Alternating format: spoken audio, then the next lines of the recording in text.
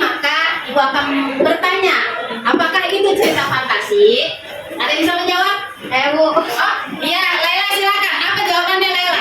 Teks cerita fantasi merupakan sebuah karya tulis yang dibangun menggunakan alur cerita yang normal namun memiliki sifat imajinatif dan kekayaan tulis. Oke, itu betul. Ada lagi yang lainnya?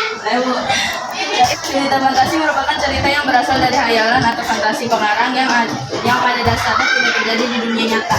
Ya, jadi cerita fantasi itu kalau yang pernah disama itu adalah itu cerita seseorang yang berdasarkan sebuah imajinasi atau hayalan. Dari dongeng, hayalan, dan segala macam yang sudah kamu sebutkan atau mitos, itu kan ada tokoh-tokoh yang diperankan dalam cerita fantasi, bukan? Ada nggak? Ada tokoh.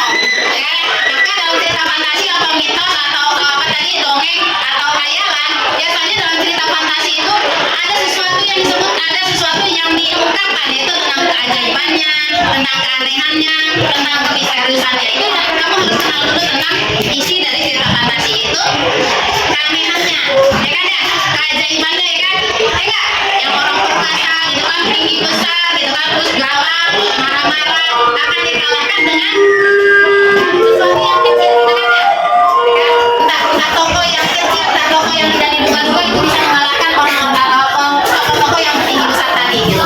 Atau dia punya keajaiban, dia bisa mengusir lawannya dengan kekuatan tenaga dalamnya, itu namanya keanehannya. Sudah itu jelaskan tentang mengenali isi dan unsur dari cerita fantasi dan unsur-unsurnya. Maka hari ini kita mengerjakan